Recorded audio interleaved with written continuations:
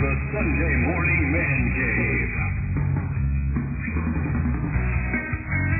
And now, your host, JT and the Bull. Good Sunday morning to you, live from the Man Cave, JT and the Bull, the Sunday Morning Man Cave, and we're glad you could join us live right here in the Man Cave, Sunday morning. Big week in sports, as it usually is around this time of year. Baseball, football, golf, NASCAR, all kinds of stuff, and we're going to take the time and go over all this stuff for you. If you'd like to email the show, you can do so at SundayMorningManCave@yahoo.com. That's the email. You're on www.sundaymorningmancave.weebly. That's WEEBLY.com.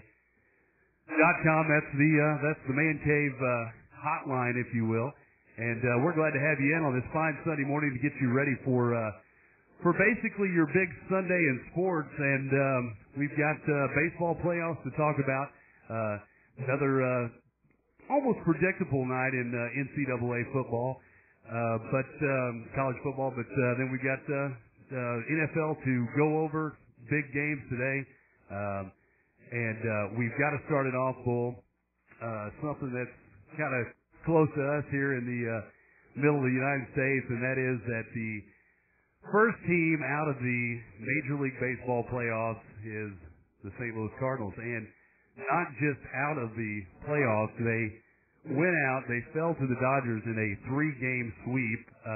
We know the story behind the deal. Matt Holliday missing the ball the other night, which would have basically sent us back to St. Louis with a tied series. And now here we are, basically, if you're a Cardinals fan, at the end of your baseball season, and now you have to look forward to February, I guess. That's exactly right, JT. Great to be here. Sunday Morning Man Cave, but the Cardinals just a disappointing playoff showing. They kind of, in all honesty, I think they peaked a little too early at the end in the regular season there, acquiring Holiday at the end of July, and he absolutely sparked the team alive, and then they just kind of fell apart towards the end of the season, and you could really kind of lost a lot of their momentum that they had going, and then once they got to the playoffs, you hope for the best, and just a disappointing showing. They didn't have any spark, or they weren't alive in that. In the playoffs, and really it translated into 3 losses, right in a row. You're exactly right. You always hope the best for your team, no matter who your favorite team is. If you're an Angels fan right now, you hope they win. Yankees, Red Sox, Rockies, Phillies, Dodgers, whoever it may be, you hope they win. But it all comes down to fundamentals, and the Cardinals have lacked those fundamentals for basically the entire last portion of September, and it carried over. I think a lot of people in Cardinal Nation, if you will, expected or hoped that this, let's call it a Central Division clinching hangover, post-clinching hangover, wouldn't affect them into the first round of the playoffs, and I believe it absolutely did. In 2006, they were able to get hot. A lot of teams, you've seen it, whether it be pitching, batting, usually it's a combination of the two. We know that pitching wins ball games.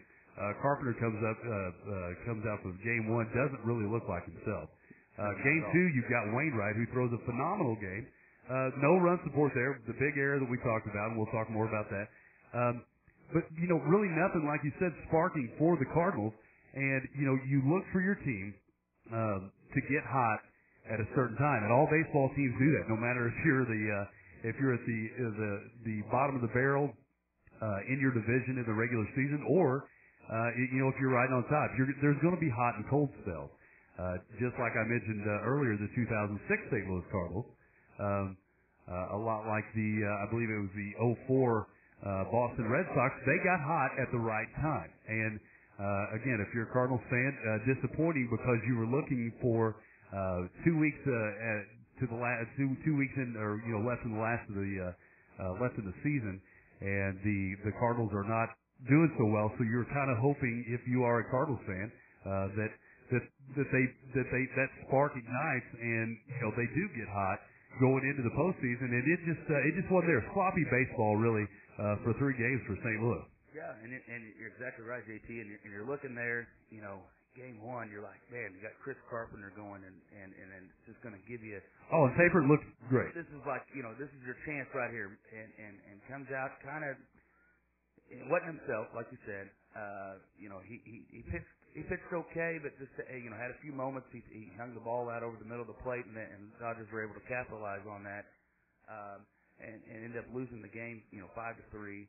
It wasn't a very good game. wasn't Cardinal-esque, if that's a word. And then you got game 2 coming up, and you got Wainwright coming in there, and both of these guys, Carpenter and Wainwright, Cy Young candidates all the way, all season long, have really carried the Cardinals to lots of victories. And Wainwright there pitched a great game. Able to keep the Dodgers. I think he had to one run is what he gave up. Left the game with the lead, 2-1, and then the bullpen not able to go, and then a very tough bottom of the 9th for the Cardinals. Come in there and they get 2 outs. They got Franklin on the mound. Their closer that's been clutch all year long, and I think he walked the runner, and then the big error there by Matt Holliday. It was a killer. It was a killer. Absolutely, you could when he missed that ball, you knew that it wasn't going to go right. I was proud of the fans in St. Louis for yesterday's game when Matt Holliday was announced, took the field. They gave him a standing ovation, which is typical St. Louis Cardinal fans. And I mean, that's the way they are.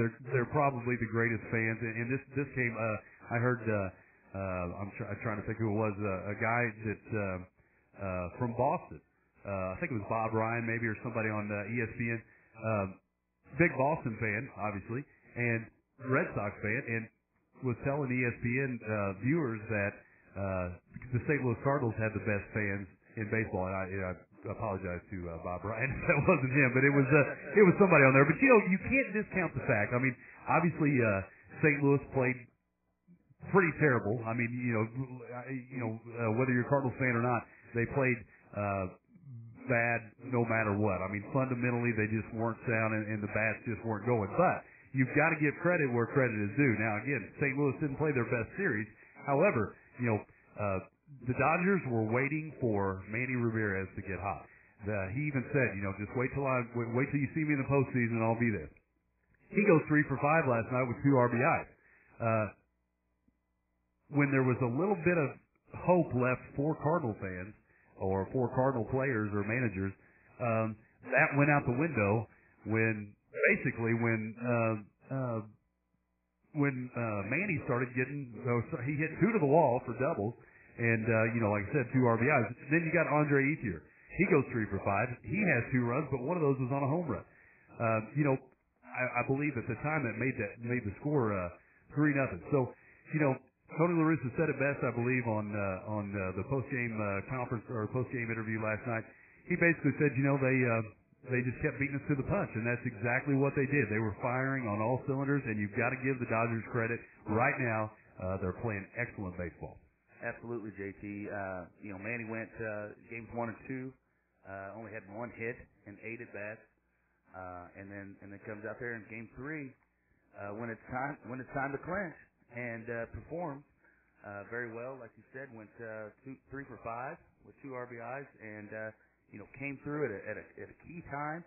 And hopefully this will, you always, if your team gets beat, you always want that team to go on and win the whole thing. So hopefully this will propel the Dodgers into a great NLCS and either play Philadelphia or Colorado, and then.